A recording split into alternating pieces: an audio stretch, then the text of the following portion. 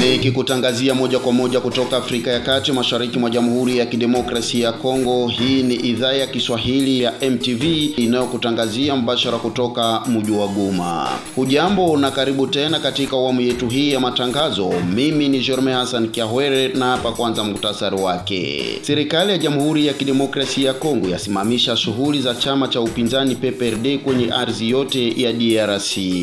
Kitu wanaweza ndani ya serikali yao ni kupigana na Rais Joseph Kabila, ni kupigana na PPRD. Na tutahitimisha taarifa zetu nchini Tanzania ambako wananchi jana Jumatano 29 walipiga kura. Hali ya uchaguzi iko vizuri, inaendelea vizuri. Mtazamaji na msikilizaji wa MTV, ni yale machache kati ya yale mengi tulionaye katika meza yetu ya matangazo ya MTV, tukutangazia mbashara kutoka Afrika ya Kati, mashariki mwa Jamhuri ya Kidemokrasia ya Kongo.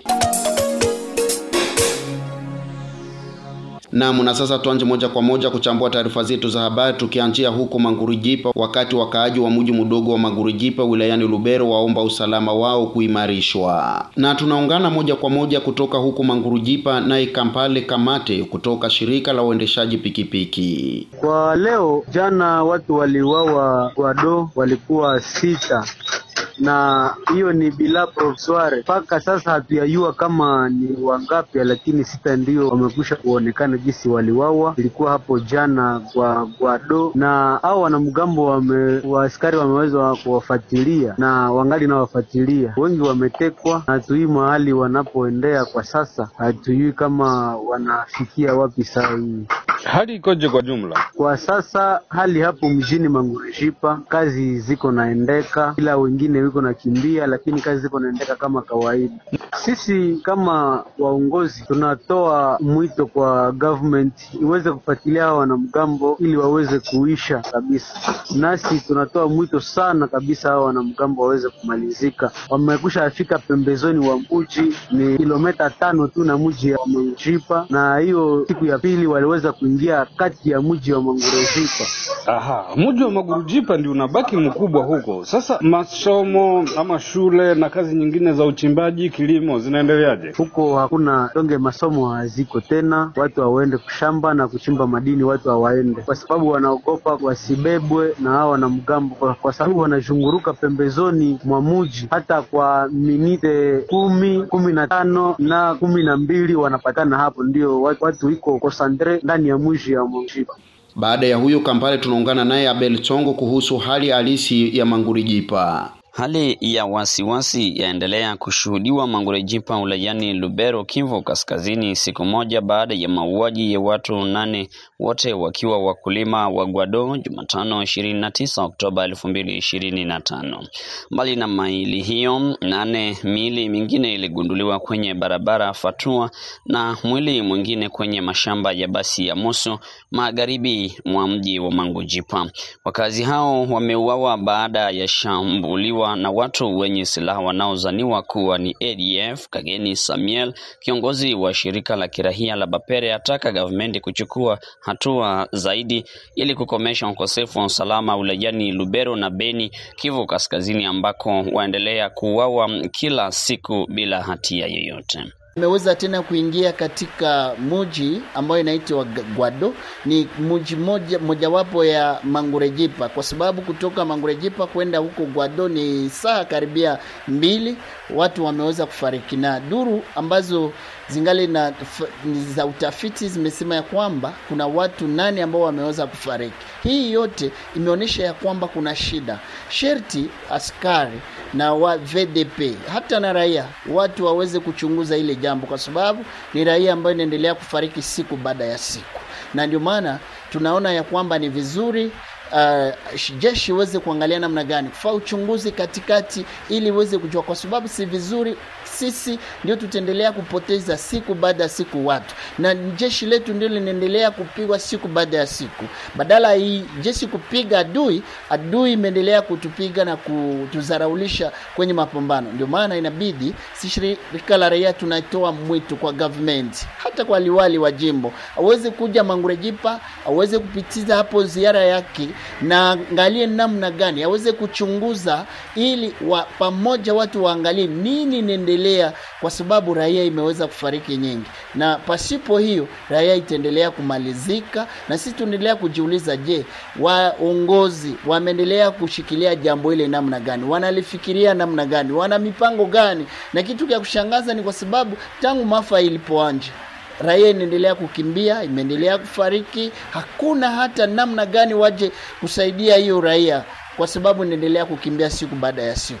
Na hiyo ndio jambo ambalo linaendelea kutuhuzunisha sisi shirika la raia, tunapoona watu wanapofariki siku baada ya siku. Mipangilio ambayo itachukuliwa, hakuna ile ambayo inaendelea kufuadafu ama kuleta matunda mazuri, kwa sababu matunda ya hiyo yote sisi tumeona ya kwamba hayako matunda ambayo inaweza ifurahishe raia, kwa sababu ni raia inaendelea kufariki siku baada ya siku. Ndio maana viongozi waweze kuangalia namna gani ili waweze kuchukua mipangilio ambayo itaweza kusaidia raia, ili raia iweze kubaki katika usalama. Lakini ya mambo haya yameendelea kuchoshwa watu na imeendelea kuzidisha, na usalama umeendelea kukosekana siku baada ya siku. Ndio maana inabidi waweze kuangalia namna gani wajitahidi ili usalama uweze kurejeshwa, lakini ni jambo ambalo linaendelea kushangaza na limeendelea kuweka raia katika hali ambayo kuishi inakuwa vigumu. Ndio maana inabidi viongozi, liwali wa jimbo na wengine waweze kufikiria hiyo jambo, ili usalama uweze kurejeshwa katika mji wa Mangurejipa, katika sekta ya Bapere nzima. Msako ukiendelea baada ya mapambano yaliyoripotika kwenye misitu ya Utiaba, waliojeruhiwa wawili wakiendelea kupata matibabu kwenye kituo cha afya cha Mangurejipa. Na ilikuwa ni mwandishi wetu Abel Tsongo kutoka huko Mangurejipa. Na tukisalia na habari mkoani Kivu Kaskazini, tunaelekea huko Oicha, wakati shirika za kiraia zaomba viongozi kwa ngazi zote za juu kubadilishwa. Muda mrefu tumezungumza naye Darius Siahira, mwenyekiti wa muungano wa mashirika wananchi katika mji mdogo huo. Ni kusema hali ya ukosefu ya usalama inaacha raia napenda ikale juu ya kuweza kutafuta suluhisho. Najua kwamba Oicha tumekumbwa ndani ya hali ya hohehahe, watu wanafariki kupitia Muni Adef, na ndani ya komini ya Oicha, ndani ya mtaa wa Oicha watu wameendelea kuingiliwa na mabandia, mali zao, vitu vyao vinaporwa. Na hapa kulikuwa vile kisa moja ambayo baba moja mfanyabiashara aliweza kuingiliwa na mabandia ambao waliweza kuua bibi yake, mwanamke wake ambaye alikuwa nyumbani. Bwana alikuwa yuko natoka kwenye kazi, na wakati alifika nyumbani waliweza kumshika risasi, na mwanaume anajeruhiwa na mtoto wake, wote wanapatikana kwenye hali mahututi hospitalini hapa Oicha. Na ni jambo moja kunasema watu ambao wanaendelea kujaribiwa ndani ya maafa mbalimbali ndani ya komini ya Oicha, mtaa wa Oicha, na ilibidi population ama raia iweze kuikala, iweze kufikiria nini tunaweza kufanya, kwa sababu vyombo vya usalama vimeshindwa kuweza kurudisha mtaa wa Oicha. Na ni vile ndio raia walipendelea waweze kuikala leo, ili waendelee kuangalia namna gani vitu vinapitika ndani ya mtaa wa Oicha na waweze kutafuta suluhisho. Sasa mnadhani suluhisho inaweza kuwa nini? Napendekeza suluhisho iweze kuwa nini?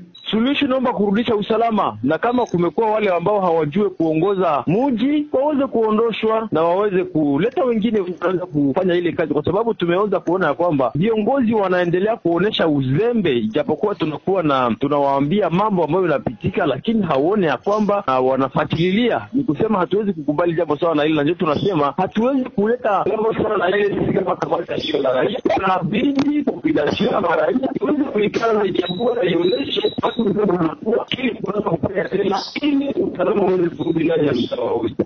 Naam, ilikuwa ni Darius Siahira, mwenyekiti wa muungano wa mashirika wananchi katika mji mdogo wa Oicha, takriban kilomita 30 na mji wa Beni. Serikali ya Jamhuri ya Kidemokrasia ya Kongo yasimamisha shughuli za chama cha upinzani PPRD kwenye ardhi yote kwa tuhuma la kushirikiana na Joseph Kabila aliyehukumiwa kuunda uasi DRC. sio mpya, ni ile mambo ya zamani ambayo Rais Tshisekedi na serikali yake wameshindwa kuongoza nchi, wameshindwa kukomboa nafasi yaliyochukuliwa na wamiliki silaha, wameshindwa kabisa kila kitu, mishahara hawalipi watu, kisha wanatafuta kwenda kuendelea kuonyesha ya kwamba kitu wanaweza ndani ya serikali yao ni kupigana na Rais Joseph Kabila, ni kupigana na PPRD. Alafu ile ndio peke yake wameweza, na bado wanaifanya nje ya sheria. Ni kusema wanatayarisha kitu ambacho wakati sheria itasomwa kabisa kikamilifu watafungwa. Ile serikali watasamba na rais mwenyewe watasamba. Kwa nini? Alizingatia kufuatia mambo ambayo yako pembeni yanakiuka sheria na katiba ya nchi. Sasa mtafanyaje? Hatuna kitu cha kufanya, sisi tunaendelea kazi zetu. Hatujui yale ni mambo ambayo sisi tunazingatia sheria, tunasoma sheria na tupatia sheria tutumike. Hakuna kitu tutasimamisha hapa. Nazungumza katika redio ya kwako, nafanya kazi ya chama sababu siogopi sheria, siogopi ile mahakama ambayo inatokana na nje na kukiuka sheria na katiba. Haya hatuhusu, ni mambo yake ya watu wanatoka kutembea tu wajue wafanye nini. Lakini hawaogopa kukamatwa. Kuogopa kukamatwa sio shida, sababu gereza linajengwa kwa watu, lakini inaomba watu waingie sababu walifanya makosa. Unajua ya kwamba ninaweza mimi vile kumwambia Tshisekedi kama yeye ni mwanaume basi kuja kufunga chama chake hapa ambako nanga na miliki, sababu yeye anaonyesha kama anakifua, naye aweke chama chake kirefu hapa. Sasa mnadhani suluhisho itakuwa nini? Suluhisho ni kwamba ataondoka madarakani bana. Nani? Rais Tshisekedi hayupo na serikali yake tunafukuza. Mtaifukuza kwa njia gani? Sisi raia tuna kipengele cha 64 cha katiba ya kwetu. Mtu yeyote ambaye anataka kutawala kwa jeuri, kwa kukiuka sheria, wakongomani wote au mmoja wana sheria ya kumfukuza. Hapa niko nazungumza nao, bado niko namfukuza kwa maneno ya kwangu. Lakini sasa ofisi zenu za Kinshasa na maeneo mbalimbali, yani mtaendelea na kazi? Kazi sio ofisi ndugu yangu. Hapa Goma tangu siku gani ofisi za kwetu zimefungwa, lakini nafanya kazi ya chama. Si ofisi ni kitu kimoja na kazi ni kitu kingine na chama ni kitu kingine. Alafu sisi hatuhangaiki na maneno ya ofisi, wamezingatia wanafunga sababu wana serikali, wana jeshi, wana polisi, lakini bado hawafungi kinywa changu, bado hawafungi miguu yangu kwenda kutumika. Asante sana Ezekias Muhaya, wewe ni mkuu wa chama cha PPRD Kivu Kaskazini. Asante sana. Nakushukuru mpasha habari. Naam, ilikuwa ni habari kuhusu kusimamishwa kwa shughuli za chama cha PPRD chake Joseph Kabila Kabange. Tuhitimisha taarifa zetu nchini Tanzania ambako wananchi jana Jumatano 29 walipiga kura. Na hadi tukipanda mtamboni tutafahamu kwamba shughuli za upigaji kura zaendelea wakati tukihitimisha taarifa zetu ili wananchi wa Tanzania wapate viongozi wapya. Naam, asante sana Germain Hassan Kiawere toka mjini Beni. Mgombea wa kiti cha urahisi kwa tiketi ya CCM nchini Tanzania, Dr. Suluhu Hassan apongeza wananchi wa Tanzania kujitokeza wengi wakati wa uchaguzi hii Jumatano Oktoba 29, 2025. Dr. Suluhu alisema hayo baada ya mwenyewe kupiga kura. Na nimeona waandishi wa habari wako kote Tanzania wanaonesha yanayotokea huko. Sasa baada ya kufuatilia na kupata picha, nikaona sasa ni wakati muafaka kwa mimi kuja na kukamilisha zoezi hili. Nataka niseme kwamba nami tayari nimeshakamilisha zoezi hili, na niwaombe wa Tanzania wale ambao bado wako nyumbani wajitokeze, waende wakatimize haki yao, wakapige kura, chagua viongozi wanaowataka ili nchi yetu tumalize zoezi hili la demokrasia na tuendelee na shughuli zetu za kawaida. Nawashukuru sana waandishi wa habari, naomba muendelee kuwataarifu wananchi, na nimeona katika vyombo mbalimbali bado vinahamasisha watu waende wakapige kura. Basi niwashukuru kwa hili. Asanteni sana. Wagombea wa vyama vingine wakiomba wananchi kuwa watulivu kwani uchaguzi ni demokrasia. George Busungo: kwa sababu ninatokea nyumbani, watu wengi wamekwenda kufanya shughuli za kilimo kwanza na watakuja baadaye, lakini zoezi liko safi na hali iko tulivu na watu wamehamasika kwamba watakuja kupiga kura baadaye. Una wito gani kwa Watanzania? Nataka kusema kwamba Watanzania wenzangu tujaribu kufata sheria, na ninashukuru kwamba wameitikia wito wa serikali wa kutulia, kwa sababu hali ni shwari na wala huwezi kuamini kwamba kuna mtu aliyekuwa na pia kelele kuhusu maandamano, kwa sababu wananchi wote wako kwenye shughuli za kawaida na wanajiandaa kuja kupiga kura, na hali yenyewe iko shwari na hamna tatizo kabisa. Uchaguzi wa mwaka huu ulikuwa uchaguzi ambao ulionyesha kwamba uko huru, unaonekana kwamba kama utakuwa na haki, unaonyesha kwamba kweli tume yenyewe ilikuwa imejipanga vizuri kuyafanya mambo yake kwa weledi ulio mkamilifu kabisa. Wananchi kwa upande wao wakipongeza shughuli za uchaguzi. Jina naitwa Machano Haji Machano, kutokea katika jimbo la Kohani. Mpaka sasa hali ya upigaji kura katika jimbo la Kohani inaendelea vizuri. Vituo vingi na vimefunguliwa mapema sana. Wapigaji kura ni wengi na wamejitokeza kutekeleza haki yao kikatiba mapema, na mpaka sasa hivi inaendelea vizuri na upigaji kura unaendelea vizuri. Naitwa Fatma Mohamed kutoka jimbo la Kohani. Hali ya uchaguzi iko vizuri, inaendelea vizuri. Nashukuru Mungu, alhamdulillah, bila mgogoro wote. Unanisha kuambia wananchi wenzako na pia wajitokeze kwa wingi kuja kupiga kura, kwa sababu ni haki yetu ya msingi. Usitupe haki hii ya msingi, tuje kupiga kura. Yapo itilafu zilizojitokeza katika kijiji cha Dar es Salaam ambako kundi la vijana liliandamana kupinga shughuli hizo na baadaye kusambazwa na polisi na wengine kukamatwa. Hii ni silali asubuhi hii. Wananchi hawataki Mama Samia, wananchi wanataka haki yao na jeshi limekuja kutupa support. Jeshi liko sehemu ya wananchi, msiogope. Jeshi liko upande wa wananchi. Wanajeshi tunawapenda sana. Wanajeshi nyie ni ndugu zetu. Sisi tunawapenda sana. We love our country. Tanzania ni nchi yetu, hatuna nchi nyingine. Kwa hiyo sisi hatuna shida kabisa na nchi yetu. Sisi tunatetea utekaji, tunatetea mambo ambayo yanaendelea. Tunahitaji demokrasia ya haki. Tukimtaka fulani ndio huyo ndo tunamhitaji. Hatutaki sisi mambo ya nyunyunyi wala nywenywenywe. Nikiripoti kwa niaba ya MTV1 News, jina langu Dr. Binitambo Mkandirwa Walimete. Mtazamaji, ni kwa habari hiyo kutoka huku Tanzania ndipo mimi natamatisha matangazo yetu ya idhaa hii ya Kiswahili ya MTV inayokutangazia moja kwa moja kutoka Afrika ya Kati, mashariki mwa Jamhuri ya Kidemokrasia ya Kongo. Na kumbuka matangazo haya yanaendelea kwenye mitandao ya kijamii na tunasikika eneo zima ya maziwa makuu kupitia redio wa shirika. Kwa niaba ya wote walioandaa matangazo haya, mimi ni Jerme Hassan Kiawere, hadi wakati mwingine, kwaherini.